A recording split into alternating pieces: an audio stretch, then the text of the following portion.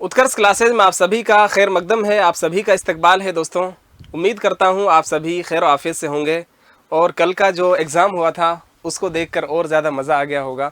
चूँकि दोस्तों बहुत सारे सवाल, बल्कि चंद एक सवाल को छोड़कर तमाम वो सवालात आपसे पूछे गए हैं जो हमने आपको बार बार रिपीट कराए हैं। क्लास के दौरान भी निशानदेही की थी और आखिरी जो हमारी कोशिश थी उसमें भी हमने बहुत सारे ऐसे सवालों की तरफ तवज्जो दिलाई थी आपकी, या बहुत सारे सवालात पर ऐसी निशानदेही की थी जो आपसे एग्ज़ाम में पूछे गए हैं। तो मैं पूरी वजाहत और पूरी तशरीह और जो उसकी आंसर की है उसको लेकर हाजिर हूँ। सबसे पहले हम रीड लेवल फर्स्ट जो है उसकी लैंग्वेज जो है सेकंड, लैंग्वेज सेकंड जो है उसको सोल्व करेंगे। दोस्तों ज़बान सेकंड है, उर्दू है, तो आपने पढ़ ही लिया, तो बगैर किसी वक्त को गंवाए हम शुरू करते हैं। देखिए इस सेक्शन में 30 सवाल दिए गए हैं। आपको कुछ दुश्वारी हो सकती है चूँकि यहाँ पर जो एक्चुअल जो आपका जो पेपर है उसी को लिया गया है, टाइप यहाँ नहीं किया गया है। फिर भी अगर जहाँ जहाँ पर हमें ज़रूरत पड़ेगी मैं आपको पूरी वजाहत या अल्फाज के देखने में जहाँ दिक्कत है मैं बता दूंगा। इब्तिदाई मंजिल पर या इस सेक्शन में 30 सवालात दिए गए हैं। तमाम सवालात के जवाब ज़रूरी हैं। हर सवाल के 4 हिस्सों में से एक सही जवाब आपको देना था, ये तो आप बखूबी जानते हैं। सबसे पहला सवाल है दोस्तों, इब्तिदाई मंजिल पर तदरीस ज़ुबान यानी भाषा शिक्षण। तदरीस ज़ुबान का मतलब क्या हो गया? एक तो तदरीस किसको कहते हैं? शिक्षण को कहते हैं। इसके अलावा ज़ुबान किसको कहते हैं? भाषा को कहते हैं। इब्तिदाई मंजिल पर तदरीस ज़ुबान के मकासिद, 4 मकासिद हैं। कौन कौन से हैं? बोलना, पढ़ना, लिखना और समझना। 4 मकासिद हैं। चारों मकासिद के बारे में ये जो सवाल है ना, ये आखिरी जो हमारी शायद क्लास हुई थी MCQ की, उसमें या उससे पहले वाली क्लास में मैंने पूरी वजाहत के साथ आपको बताया था। तो ये पूछ रहे हैं इब्तिदाई मंजिल पर तदरीस ज़ुबान के मकासिद में बोलना, पढ़ना और लिखना की अहमियत नौइयत के एतबार से कैसी है? 2 सवाल मैंने आपको बताए थे। 2 ऐसे हैं जो नजरी हैं और 2 ऐसे हैं जो अमली हैं। तो लिखना या बोलना और दोस्तों लिखना, बोलना और लिखना। इसके अलावा पढ़ना और समझना। 4 हो गए। ये जो है 2, इनमें क्या होता है? बोलने वाले की तरफ या काम के करने वाले की तरफ से अमल होता है। अब जैसा आप मुझे देखिए, हम 2 लोग हैं, आप सुनने वाले हो, मैं बोलने वाला हूं। मैं काइल हूं, आप सामे हैं, यानी आप सुनने वाले हैं। तो मेरी तरफ से क्या क्या काम हो रहा है? मैं बोल भी रहा हूं, तो इससे क्या हो रहा है? बोलने में अमल हो रहा है। क्या हो रहा है दोस्तों? अमल हो रहा है। तो बोलना क्या है? ये अमली है, यानी प्रैक्टिकल हो रहा है। इसमें लिखना, इसमें भी मेरा अमल हो रहा है, इसमें भी मेरी जो एनर्जी है जो वो लग रही है। तो पता है चला ये भी अमली है, यानी प्रैक्टिकली हैं। आप लोग पढ़ रहे हो, सिर्फ क्या है आपके सामने स्क्रीन पर या पैनल पर जो मैं पढ़ा रहा हूं, आप आराम से बैठकर पढ़ रहे हो, ठीक है, और उसको समझने की कोशिश कर रहे हो। तो पता ये चला इसमें बोलने और लिखना जो है, बोलना और लिखना जो है, इसमें अमल होता है और सिर्फ इन दोनों में नज़रों से काम चलता है। तो नज़रों से काम चलता है तो ये नजरी हैं और ये क्या हैं? अमली हैं। अब यहाँ सवाल क्या पूछा है? इब्तिदाई मंजिल पर तदरीस ज़बान के मकासिद में बोलना, पढ़ना और लिखना की अहमियत नौइयत के एतबार से क्या है? नजरी हो सकती है? जी नहीं। ये बोलना जो है ये अमली है, पढ़ना ये नजरी है और लिखना ये अमली है। तो पता चला नजरी भी इसमें नहीं हो सकता, अमली भी इसमें नहीं हो सकता। नजरी और अमली दोनों इसमें हो सकता है, ना नजरी है ना अमली। तो दोस्तों क्या इसका जवाब माने? इस पे हम जो है ऑब्जेक्शन लगा सकते हैं, चूंकि एक ही होगा, या तो नजरी होगा या अमली होगा। लेकिन यहाँ चूंकि हमसे 3 पूछे हैं तो मेरे ख्याल से एक यहाँ पर 2 यहाँ पर अमली हैं और एक नजरी है, तो ये अमली और नजरी होना चाहिए इसमें। लेकिन ये सवाल अगर हम देखें सही उसूल के मुताबिक तो गलत होना चाहिए। तो बहरहाल फिर भी हम इसमें मानेंगे सी। लेकिन इस सवाल के अंदर हम क्या है?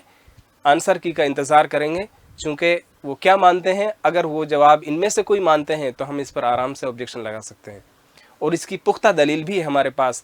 अगर आपने एक किताब पढ़ी हो, मैंने आपको रेफरेंस भी दिया था उसका, ऑथेंटिक किताब है, एनसीपीएल की तरफ से जारी करदा किताब है, जिसका नाम है हम उर्दू कैसे पढ़ाएं। मैं हवाला के तौर पे इसको लेके भी आया हूँ, हाउ टू टीच उर्दू, ये किताब है, ये इसका इंटरफेस है, इसमें आप इसका हवाला दे सकते हो आराम से। पढ़ो लिखो तरीका किस तहलीली तरीके में इस्तेमाल होता है। पढ़ो लिखो तरीका ये कौन सा है, तहलीली तरीके में इस्तेमाल होता है। देखिए, पढ़ना सिखाने के कितने तरीके हैं, 2 तरीके हैं। पहला है दोस्तों तरकीबी तरीका, तरकीबी तरीका, और दूसरा है तहलीली तरीका। दूसरा कौन सा होगा, तरकीबी और तहलीली तरीका। तरकीबी में क्या हो जाता है, तहज्जी तरीका, और यहां क्या हो जाएगा दूसरा, सौती तरीका। तहलीली में कितने हो जाते हैं, लफ्ज़वारी, जुमलावारी और किस्सावारी। लेकिन यहां पर पूछा है पढ़ो लिखो किस तहलीली तरीके का, तो यहां तो पढ़ो लिखो तो तहलीली में है ही नहीं, फिर क्या मानेंगे इसको। देखिएगा, आपको बताया था दोस्तों, पढ़ो लिखो जो तरीका है ये लिखना सिखाने का तरीका है, लिखना सिखाने का तरीका। चलिए मैं सभी को लिख देता हूं, लिखना सिखाने के तरीके। आप जानते हैं लिखना सिखाने का आपको 4 तरीके बताए थे। पहला है अबजदी तरीका, दूसरा है पेस्तालोजी तरीका, लोजी तरीका, तीसरा है मांटेसोरी टेसोरी तरीका, और चौथा है पढ़ो लिखो तरीका। पढ़ो लिखो तरीका, ये जो पढ़ो लिखो तरीका है दोस्तों, तो ये तहलीली में तो है ही नहीं, लेकिन इसको तहलीली तरीका क्यों कहा है आपको मैंने बताया था पूरी वजाहत के साथ। इस तरीके में तहलीली वाला काम होता है, जिस तरीके में लफ्ज़वारी, जुमलावारी, किस्सावारी में होता है वही तरीका इसमें अपनाया जाता है। क्योंकि इसमें जैसे लफ्ज़ के ज़रिए से अगर आपने पढ़ना सिखाया बच्चे को, तो आप आखिर में बच्चों से क्या कहेंगे, जो जो चीज़ें बोर्ड पर बताई गई हैं आप उसको नोट कर लीजिए। तो इस तरीके में पढ़ो लिखो तरीके में कौन सा तरीका, तहलीली तरीका अपनाया जाता है, जो कि किसका है, पढ़ना सिखाने का है। तो पढ़ो लिखो लिखना सिखाने का है, लेकिन इसमें तहलीली अंदाज को अपनाया जाता है। तो अब इसका जवाब तलाश कर लीजिए। हुर्फ तहज्जी का तरीका और सौती तरीका, सौती तरीका और लफ्ज़वारी तरीका, सौती तरीका, लफ्ज़वारी तरीका, हुर्फ तहज्जी तरीका, लफ्ज़वारी तरीका, जुमलावारी तरीका और किस्सावारी तरीका। फिर से एक बार इसको समझ लीजिए, पढ़ो लिखो तरीका किस तहलीली तरीके में इस्तेमाल होता है, किस तहलीली तरीके में इस्तेमाल होता है। तहज्जी और सौती तरीके में तो होता नहीं, सौती और लफ्ज़वारी में भी नहीं होता, सौती तरीका, लफ्ज़वारी तरीका और तहज्जी तरीका इसमें भी नहीं होता। तो करेक्ट आंसर होगा इसका दोस्तों डी। नेक्स्ट क्वेश्चन है, तदरीस में तमहीद की बुनियाद किस पर रखी जाती है। बहुत इजी क्वेश्चन है, तदरीस में तमहीद की बुनियाद किस पर रखी जाती है, तफहीम इबारत पर। तो यहाँ तो तफहीमी सवालात होते हैं, तफहीमी सवालात होते हैं। मुदर्रिस की हरकात व सकनात पर बिल्कुल नहीं, इसको क्या कहा जाता है, ज़ेरो बम कहा जाता है। साबिका मालूमात पर, जी हाँ यही इसका जवाब होगा। तमहीद की बुनियाद साबिका मालूमात पर होती है, इनमें से कोई नहीं, ये भी इसका जवाब नहीं होगा। नेक्स्ट क्वेश्चन है, तदरीस के किस तरीके में तलबा की इख्तिराई कुव्वतों की नशोनुमा होती। इख्तिरा कहते हैं असल में दोस्तों ईजाद को। अब बच्चा ईजाद क्या करेगा, उसके अंदर जो नई नई सलाहियत, नई नई कुव्वतें जो पैदा होंगी वो कौन से तरीके में होंगी। तख्लीकी तरीका, जिसको क्या कहा जाता है,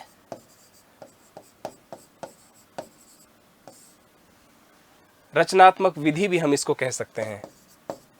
क्या कह सकते हैं, रचनात्मक विधि भी कह सकते हैं। तहलीली तरीका, अबजदी तरीका या पेस्तालोजी तरीका। तो कौन सा तरीका ऐसा है जिसमें बच्चों की कुव्वत इख्तिरा को बढ़ावा मिलता है, तो वो कौन सी होगी, तख्लीकी। यानी तख्लीकी जो होता है इसका मतलब होता है क्रिएटिविटी। बच्चा इसमें अपनी क्रिएटिविटी को दिखाएगा, अपनी तख्लीक को दिखाएगा, अपनी नई नई चीज़ें इसमें बनाएगा, ईजाद करेगा, ठीक है। तो पता ये चला तख्लीकी जो तरीका होता है इसमें बच्चे की क़ुव्वत इख्तिरा को क्या मिलता है, नशोनुमा होता है। नशोनुमा किसको कहते हैं, विकास को कहते हैं। किसको कहते हैं दोस्तों, विकास को कहते हैं। नेक्स्ट क्वेश्चन है खलल डालना। खलल डालना मुहावरा के मायना है। खलल डालना मैंने आपको पढ़ाया था, ये अगर आप देखें जो सवाल जो आपको पढ़ाए गए थे उनमें बिल्कुल हूबहू यही चीज़ मैंने आपको पढ़ाई थी। अभी तक का एक सवाल ऐसा है जो हमारे पढ़ाने के दौरान सामने नहीं आया, बाकी सभी सवालात आपको पढ़ाए गए थे। बहाने से टाल देना, क्या खलल डालने का मतलब ये होता है रौब कायम करना, खराबी या बिगाड़ पैदा करना, हुक्म देना? बिल्कुल नहीं होगा। खलल कहते हैं नुकसान को। खलल किसको कहते हैं, नुकसान को कहा जाता है, खराबी को कहा जाता है, बिगाड़ को कहा जाता है। तो पता ये चला दोस्तों सी इसका करेक्ट आंसर होगा। नेक्स्ट, सबसे पहले आपको एक शानदार नज्म जिसको हम तराना हिंद कहते हैं, हिंदुस्तान का तराना, सारे जहां से अच्छा हिंदुस्तान हमारा। हिंदुस्तान और गुलिस्तान ये क्या है आपको मालूम होना चाहिए, काफिया है। हमारा हमारा यहां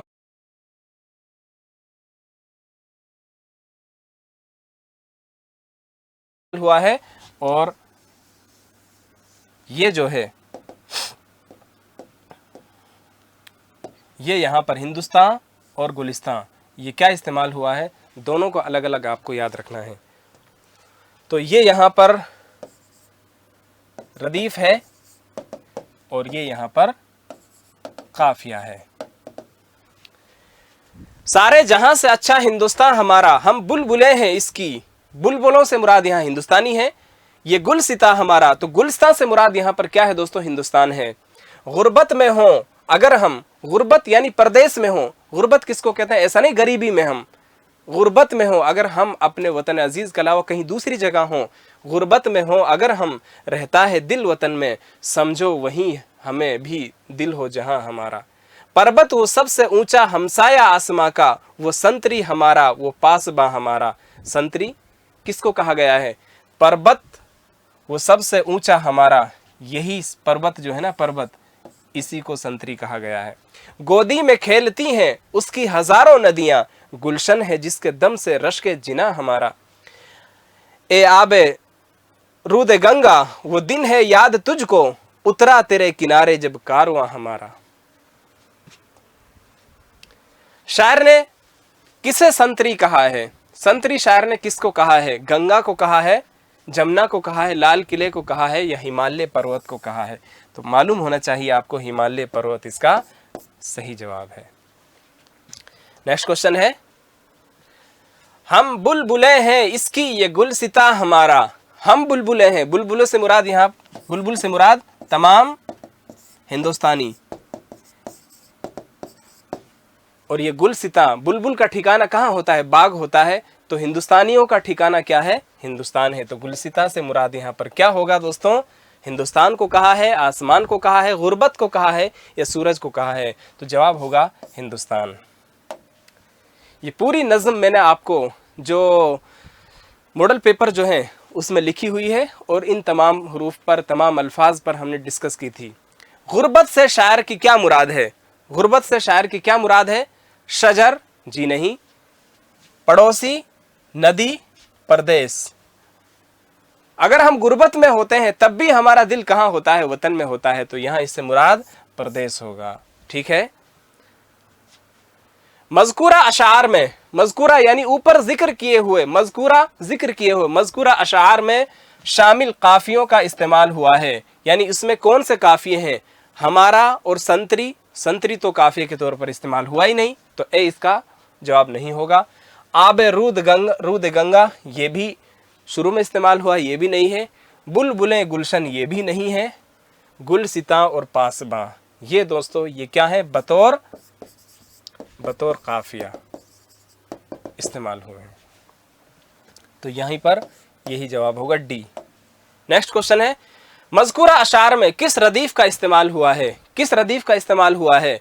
हमारा, नदियां, खेलती, किनारे। आप इसको, हालांकि इसका जवाब ए होगा, लेकिन इसको एक बार देख लीजिए ताकि आपका जो डाउट वगैरह हो वो क्लियर हो जाए। देखिए, सारे जहां से अच्छा हिंदुस्तान हमारा, हमारा यहाँ पर इस्तेमाल हुआ है, हमारा यहाँ पर इस्तेमाल हुआ है, हमारा यहाँ पर इस्तेमाल हुआ है, हमारा हमारा हमारा, ये सब क्या है, बतौर रदीफ के इस्तेमाल हुआ है।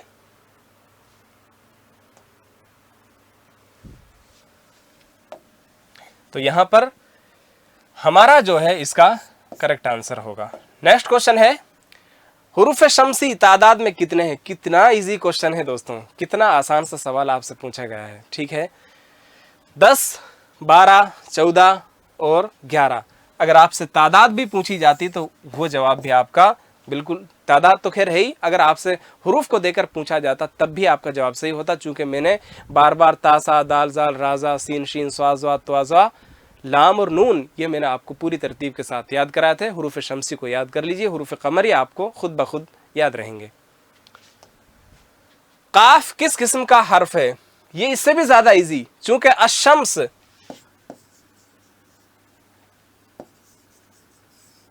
अशम्स, अलकमर, अशम्स, यहां अलिफ को किससे मिलाया है? शीन से, और यहां या आप अलिफ को छोड़ दीजिए, यहां पर वल कर लीजिए, वशम्स, यहां अलिफ लाम को छोड़ दिया गया है, वल कमर, वाव को लाम में मिलाकर पढ़ा गया है। तो पता है आपको, कमरी और शम्सी, कमरी को कमरी इसलिए कहा जाता है चूंकि इससे पहले अलिफ लाम को लिखा भी जाता है, पढ़ा भी जाता है, जबकि शम्सी इसलिए कहा जाता है चूंकि शम्स जो लफ्ज है इससे पहले अलिफ लाम जो होता है दोस्तों, सिर्फ उसको लिखा जाता है, पढ़ा नहीं जाता। तो हुरूफ कमरी बिल्कुल यही जवाब होगा, हुरूफ शम्सी नहीं होगा। या मारूफ, या मजहूल। या मारूफ क्या है? या मारूफ ये या है, और या मजहूल ये है। हमने तो बहुत बड़े लेवल से आपकी तैयारी कराई थी दोस्तों, ठीक है, लेकिन क्या करें, सवालात बहुत इजी आपसे पूछे गए हैं। लफ्ज अकीदा, बिल्कुल यही लफ्ज आपको मैंने बताया था, इसका मायना भी बताया था और इसकी जमा भी मैंने आपको बताई थी। अकीदे के मायना क्या है? अकीदा किसको कहते हैं?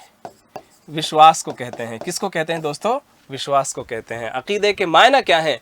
नफरत बिल्कुल नहीं, हिकारत बिल्कुल नहीं। नफरत, हिकारत ये दोनों क्या है? मुतरादिफ हैं ये। हुक्म बिल्कुल नहीं। यकीन, विश्वास, ईमान, इसके मुतरादिफ भी मैंने आपको बताए थे पूरे, तो पता ये चला डी इसका करेक्ट आंसर होगा। वो कलिमा या लफ्ज जो किसी इस्म या ज़मीर की कैफियत, बिल्कुल ऐसे की ऐसी छपा है जैसे आपको लिखवाया गया है। वो लफ्ज या कलिमा जो किसी इस्म या ज़मीर की कैफियत, अच्छाई या बुराई को जाहिर करे, उसे क्या कहते हैं? आसान सी बात है, वो लफ्ज या कलिमा जो किसी इस्म की अच्छाई, बुराई, खूबी, ठीक है, बुराई, इन सब को बताने वाला जो लफ्ज होता है वो क्या कहलाता है? इस्म तो होगा ही नहीं, चूंकि इस्म की तो बतलाई जाती है। ज़मीर इस्म की जगह इस्तेमाल होने वाला लफ्ज है, ठीक है, इस्म की जगह इस्तेमाल होता है। सिफत, जी हाँ, सिफत किसको कहा जाता है? अच्छाई, बुराई, गुण और दोष दोनों। ज़मीर मौसूला भी नहीं होगा। सी इसका राइट आंसर है। उस्ताद का मुतजाद क्या है? उस्ताद, मैं बहैसियत उस्ताद आपको पढ़ा रहा हूँ, आप मुझसे कुछ बातें सीख रहे हैं, ठीक है दोस्तों, तो आप क्या हो जाएंगे? मुदर्रिस? जी नहीं, ये तो क्या है? मुतरादिफ है। मुअल्लिम, ये भी मुतरादिफ है। शागिर्द, जी हाँ, शागिर्द जिसको हम क्या कहते हैं? शिष्य कहते हैं, ये क्या हो जाएगा? शागिर्द हो जाएगा। गुरूब, तुलू, ये दोनों एक दूसरे के क्या हैं? एक दूसरे की जिद हैं ये भी। तो मुदर्रिस और शागिर्द, क्या अच्छा सवाल बनाया है। ये ए बी की जिद है और सी डी की जिद है। गुरूब डूबने को कहा जाता है और तुलू निकलने को कहा जाता है। तो उस्ताद का मुतजाद आपसे पूछा है, तो बी इसका करेक्ट आंसर होगा। पढ़ना सिखाने के तहलीली तरीके में क्या इक़दाम किया जाता है? पढ़ना सिखाने में तहलीली तरीके में क्या होता है दोस्तों? तहलीली तरीके में कितने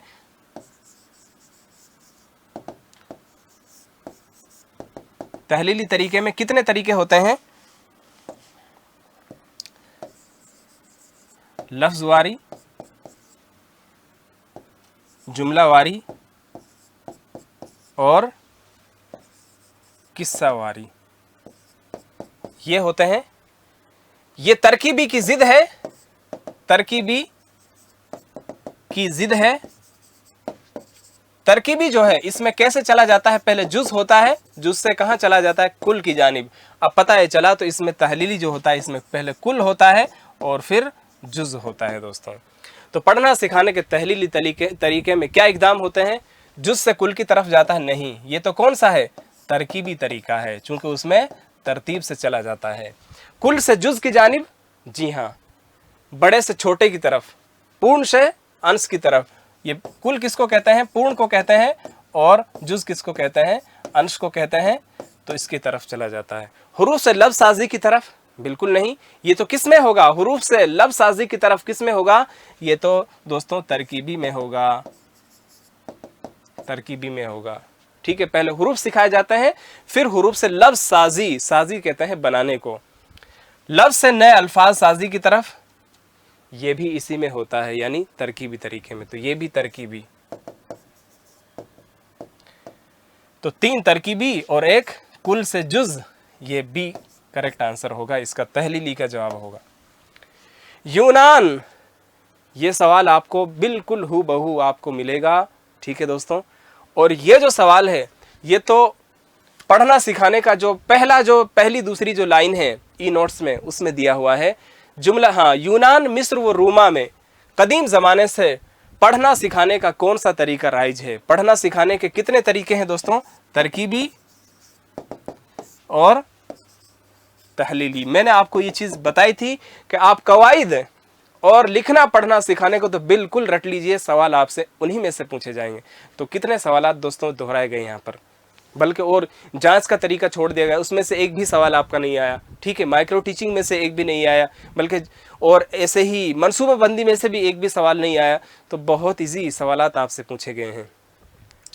यूनान, मिस्र व रोमा में कदीम ज़माने से पढ़ना सिखाने का कौन सा तरीका राइज है? जुमलावारी? बिल्कुल नहीं, ये जदीद तरीका है। ठीक है, ये कदीम तरीका है, आप जानते हैं। तो लफ्ज़वारी तरीका? बिल्कुल नहीं। हुरूफ तहज्जी का तरीका? सौती तरीका। तो दोस्तों ये तरीका सी जो है कदीम ज़माने से इस्तेमाल होता रहा है। पहले बच्चे को हुरूफ तहज्जी जो हैं वो सिखाए जाते हैं, उसके बाद फिर स्टेप बाय स्टेप आगे बढ़ा जाता है। पढ़ना सिखाने का कदीम तरीका है, यहाँ पर देखिए कितना सा फर्क है। यूनान, मिस्र और रोमा में कदीम ज़माने से पढ़ना सिखाने का कौन सा तरीका है? तो यहाँ पर तहज्जी है। यहाँ पूछा है पढ़ना सिखाने का कदीम तरीका है सौती, पेस्तालोजी, मॉन्टेसोरी, डाल्टन प्लान। ये तो पढ़ना सिखाने का है ही नहीं, पढ़ना सिखाने का ये तरीका तो है नहीं। पेस्तालोजी ये किसका है दोस्तों? लिखना सिखाने का है। तो पता चला दोस्तों ये भी नहीं है। मॉन्टेसोरी ये भी क्या है? लिखना सिखाने का तरीका है। ये भी इसका जवाब नहीं। सौती जो तरीका है ये दोस्तों क्या है? ये तरकीबी की किस्म है। तरकीबी में कितने हैं? 2 हैं। पहला तहज्जी और दूसरा कौन सा है? सौती। तो पता चला, और ये कौन सा है? ये कदीम तरीका है।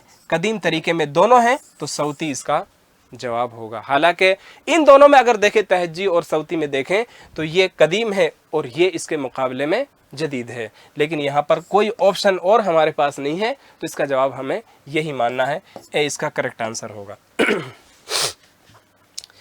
इस्तिक़राई तरीका तदरीस में ये कवायद सिखाने का तरीका है। कवायद सिखाने का तरीका है।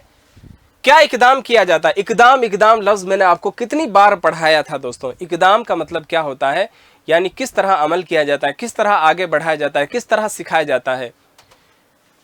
तो इस्तिक़राई तरीका ये कवायद सिखाने का कौन सा है? जदीद तरीका है, मालूम है आपको। और ये इस्तिख़राजी जो तरीका है इसकी जिद है।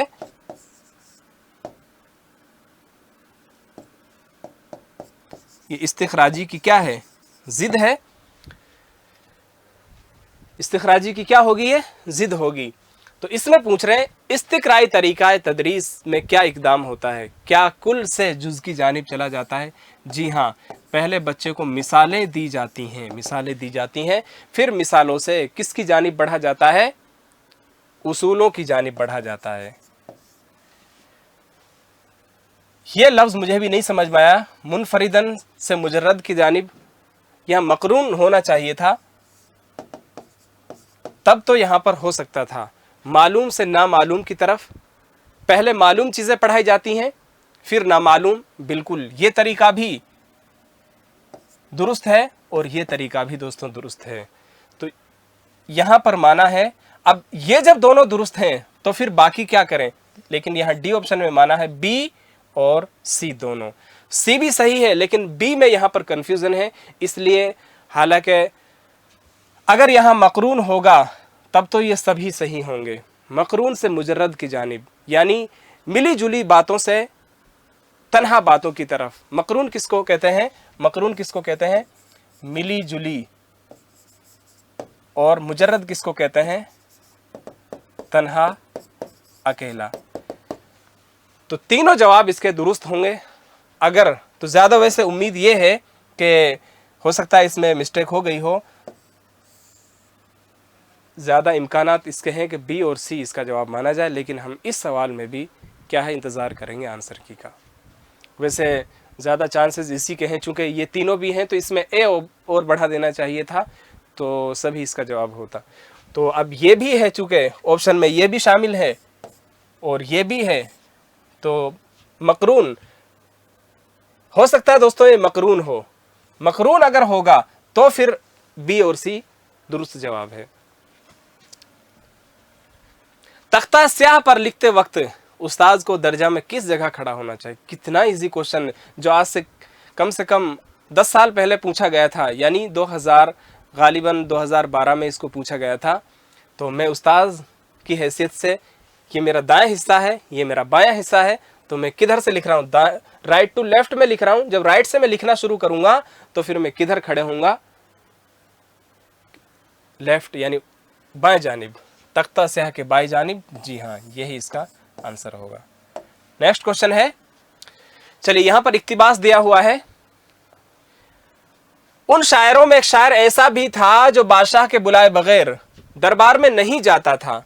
वो ना बादशाह की खुशामद करता, खुशामद झूठी तारीफ करना किसी की, बड़ी भयानक चीज है दोस्तों, बचना इससे, खुशामद से।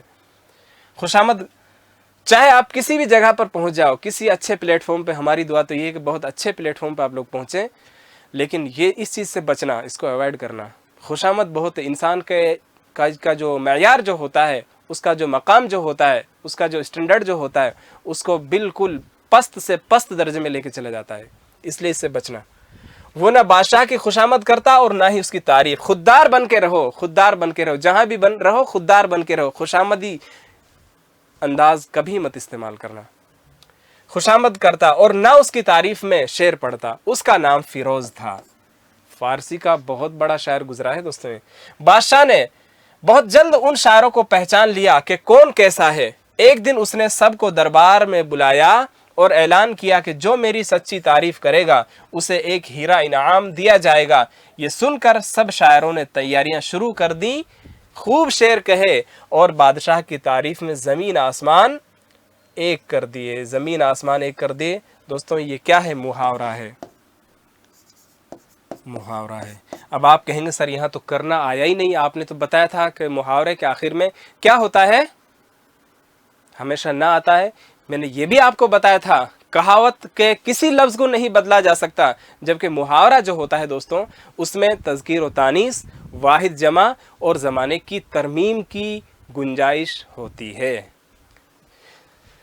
तो ज़मीन आसमान एक करना, मुहावरा से क्या मुराद है, सख्ती से जवाब देना, सख्ती से एक तरह से विरोध के अंदाज में जवाब देना नहीं।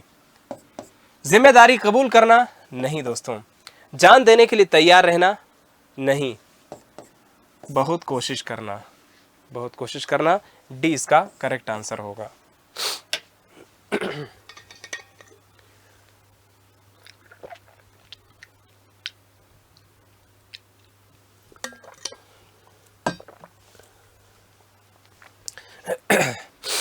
नेक्स्ट क्वेश्चन है, इनाम का जमा है। इनाम वाहिद लफ्ज है, जमा इसकी पूछिए इनामात, अलामात, ये तो किसकी अलामत की है।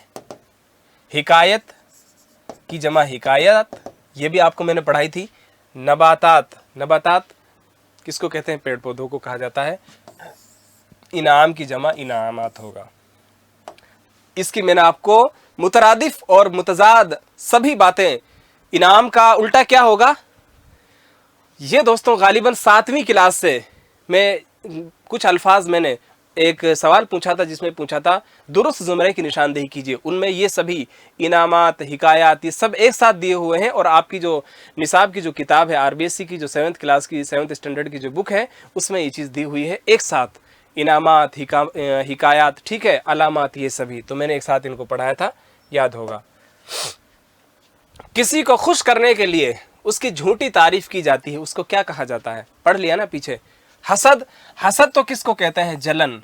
ये भी नहीं होना चाहिए कि मेरे तो रीट में 100 नंबर बैठ रहे हैं, मेरे दोस्त के 120 से भी अबव जा रहे हैं, अब जो है बस अंदर ही अंदर से वो कुड़ रहा है। नहीं दोस्तों, हसद एक ऐसी चीज़ है जिस तरह लकड़ी जो है ना उसको आग बिल्कुल खा जाती है, या यूँ कहें कि जिस तरह आग जो है लकड़ी को खा जाती है, बिल्कुल ठीक उसी तरीके से हसद जो है ना ये इंसान को अंदर से खोखला कर देता है। सबका मुकद्दर, अपना अपना मुकद्दर अपने साथ है, किसी के चाहे 120 आए, चाहे 150 आए, चाहे किसी के 100 आए। इस बात से हमें, ऐसा नहीं सिर्फ एग्ज़ाम के या पेपर के नज़रिए से ही, ज़िंदगी में इस बात से हमें हमेशा बचना है। हसद, हसद नहीं करना है, बल्कि इसकी जगह एक इसका शानदार ऑप्शन दूसरा है, वो है रश्क।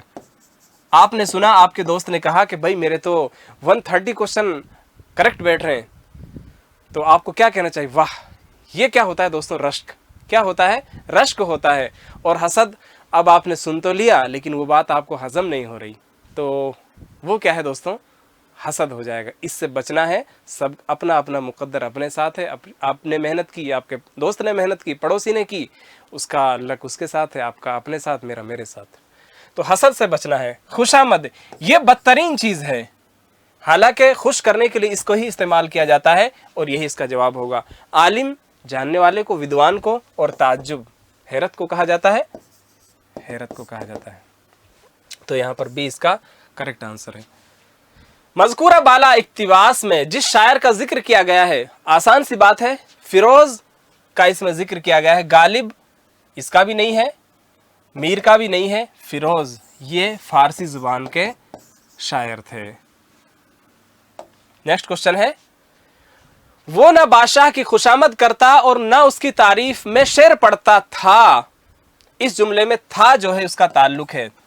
पूरी वजाहत के साथ जब मैंने आपको फेल पढ़ाया था दोस्तों, तो वहां बताया था कि था जो है ना, था विशेष तौर पर मैंने इसकी निशानदेही आपको करवाई थी। खास तौर पर था जो है ये किसकी पहचान है, माजी की अलामत है, या माजी की अलामत है। था जहां पर भी आ जा, समझ लीजिएगा ये माजी की पहचान है। तो यहां पर डी इसका करेक्ट आंसर है। इसके बाद है तफसीला की अलामत। वाह क्या इजी क्वेश्चन है, कितना आसान सवाल है। तफसीला की अलामत क्या है, ये तो राबता की है, या राबित भी आप लिख सकते हैं इसको, राबित। ये तफसीला की है, ये किसकी है, निदाइया फिजाइया की है, और ये दोस्तों किसकी है, खत की अलामत है। ये छोटी बड़ी है, पता नहीं खत की होगी या खत्मा की होगी। बड़ी है तो खत्मा, वो बड़ी है तो खत, और छोटी है तो खत्मा। चलिए बहरहाल हमारा जवाब क्या होगा इसमें, 20 का करेक्ट आंसर होगा। हुरूफ के मजमूए को क्या कहा जाता है। दो चीजें मैंने आपको विशेष तौर पर याद कराई थी। आखिरी जो हमारी जो क्लास हुई थी एमसीक्यू की, उसमें तो मैंने इसको पूरी वजाहत के साथ आपको पढ़ाया भी था कि देखिए हुरूफ की तरतीब को, हुरूफ की तरतीब को क्या कहा जाता है दोस्तों, यानी हुरूफ के क्रम को क्या कहा जाता है, क्रम को क्या कहा जाता है, हुरूफ तहज्जी, हुरूफ तहज्जी। और हुरूफ के मजमूए को क्या कहा जाता है, हुरूफ के मजमूए को क्या कहा जाता है? अबजद कहा जाता है, अबजद कहा जाता है। ठीक है दोस्तों, याद रखिएगा।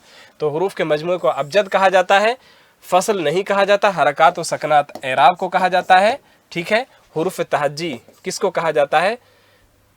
हुरूफ के सिलसिले को, यानी जिसको हम क्या कहते हैं? क्रम कहा जाता है, सीरियल को कहा जाता है। नेक्स्ट क्वेश्चन है, कौन शख्स, आप मिलान कीजिएगा ज़मीर में दोस्तों, ज़मीर में बिल्कुल हूबहू यही मिसाल आपको दी हुई है जब मैंने सिफत ज़मीरी और सिर्फ आपको ज़मीर पढ़ाया था। सिफत ज़मीरी में मिलेगा आपको, ज़मीर में नहीं, सिफत ज़मीरी में बिल्कुल यही आपको लिखा हुआ है और यही मिसाल आपको दी गई है। कौन शख्स ऐसा कहता है, कौन शख्स ऐसा कहता है, और मैंने आपको बताया था कौन कहता है, कौन कहता है, कौन शख्स ऐसा कहता है, कौन शख्स ऐसा कहता है। तो दोनों को इसी तरह लिखकर मैंने आपको निशानदेही की थी कि कौन, इसके बाद यहां पर इस्म नहीं आया और यहां पर कौन के बाद क्या है दोस्तों? इस्म आया है। जब किसी ज़मीर के साथ, चूंकि कौन ज़मीर इस्तिफामिया है, ज़मीर के फौरन बाद इस्म आता है दोस्तों, तो वो ज़मीर ना होकर वो क्या कहलाती है? सिफत है ज़मीरी है। तो कौन शख्स ऐसा कहता है, मिसाल है सिफत मिकदारी, जी नहीं, मिकदारी में तो किसको मात्रा को नापा जाता है? सिफत ज़मीरी, जी हाँ, बिल्कुल करेक्ट आंसर। सिफत अददी, अददी किसको कहते हैं? संख्या को, संख्या को संख्यावाचक को कहा जाता है। सिफत निस्बती संबंधवाचक को कहा जाता है। तो इसका जवाब क्या होगा? बी होगा। नेक्स्ट क्वेश्चन है, वो नहीं आया, मैं आज नहीं जाऊंगा। इन जुमलों में ज़मीरें हैं, दो ज़मीरें आपसे पूछी गई यहां पर, कौन कौन सी हैं? वो और मैं। तो यहां पर वो और मैं देख लीजिए ऑप्शन में, वो और आज, आज तो ऑप्शन में है ही नहीं। ठीक है, ये तो इस्म है, आज तो इस्म क्या है? आज जो है ये इस्म है, ये दोस्तों क्या है? इस्म है। और इस्म कौन सा है? ज़मान या मकान, आपको मालूम होना चाहिए। वक्त की पहचान है आज, तो ये ज़मान होना चाहिए। वो और मैं, ये क्या है? दोनों के दोनों ज़मीर हैं। बी इसका करेक्ट आंसर है। आया और मैं, ये फ़ेल है और ये ज़मीर है, इसका तो जवाब होगा ही नहीं। तो पता चला बी इसका करेक्ट आंसर है। आखिरी सवाल, वो फ़ेल जो किसी पर असर ना डाले, वो फ़ेल जो किसी पर असर ना डाले बल्कि असर को साबित करे, उसको क्या कहते हैं?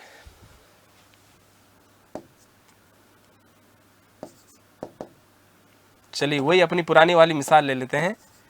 माँ ने बच्चे को मारा, इसमें फ़ेल कौन सा है? मारना। ये किस पर असरअंदाज हुआ है? ये किस पर इसका असर पड़ा है? बच्चे पर पड़ा है, बेचारे पर। तो बच्चा, तो इसमें क्या है? मफूल है। तो पता ये चला कि ये जो फ़ेल है इसमें फ़ेल का असर होता है, यानी फ़ेल का असर पड़ता है। तो फ़ेल ये क्या हो जाएगा? लाजिम है मुताद्दी, तो ये तो मुताद्दी है। तो मुताद्दी जो होगा ये तो इसका जवाब हो ही नहीं सकता।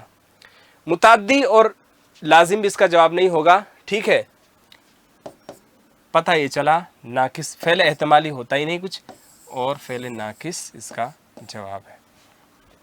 फ़ेल एहतमाली हाँ होता है, इसमें शक होता है ना, फ़ेल एहतमाली, वो शक किया जो होता है ये भी शक किया जो होता है। तो फ़ेल नाकिस जो होता है दोस्तों, इसमें क्या है? ये असर को साबित करता है, ये किसी पर असरअंदाज नहीं होता। तो सी इसका करेक्ट आंसर होगा। तो दोस्तों ये थी आपकी आंसर की और पूरे सवालात की पूरी वजाहत। उम्मीद मैं करता हूँ ऐसी कि ये जो जवाबात आपको बताए हैं आपने इन्हीं के मुताबिक जवाबात दिए होंगे दोस्तों। तो हमारी पूरी एक तरह से कोशिश जो है वो कामयाब रही है। अब देखते हैं बाकी आपका ने किस तरह से एग्ज़ाम किया है। तो मेरी और पूरे उत्कर्ष परिवार की जानिब से एक बार फिर आप सभी के लिए ढेर सारी शुभकामनाएं, आप सभी को बहुत सारी मुबारकबाद दोस्तों।